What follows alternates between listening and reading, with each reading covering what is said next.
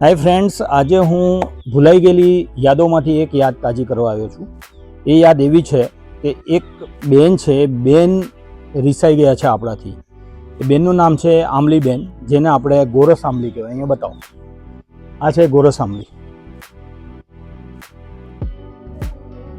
એને લોકલ ભાષામાં આપણે કાતરા પણ કહીએ છીએ.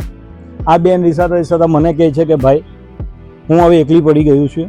તમે નાના હતા ત્યારે મારી ઇટ ધ ગીટ એટલે ગોળ ફરતા રમતા અને મારા કાતરા પણ તમે ખાતા. હવે મને ખાવાવાળું કોઈ છે નહીં, તો મારે શું કરવું? તો વિડીયો બનાવવાનો આશય એ છે કે આ આમલીબેન ભૂલાઈ ગઈ છે આપણાથી. આપણે નાના હતા, જે 80s 90sના લોકો આને બહુ ભલીભાંતિ જાણે છે. આપણા ભૂલકા જે વેકેશન પડ્યું છે, હું ઈચ્છું છું કે તમે તમારા ભૂલકાઓને આ આમલી વિશે થોડુંક નોલેજ આપો. સ્વાદે બહુ મીઠી અને ખટમીઠી પણ હોય છે અને વિટામિન સી ભરપૂર હોય છે, આરોગ્ય માટે સારી હોય છે.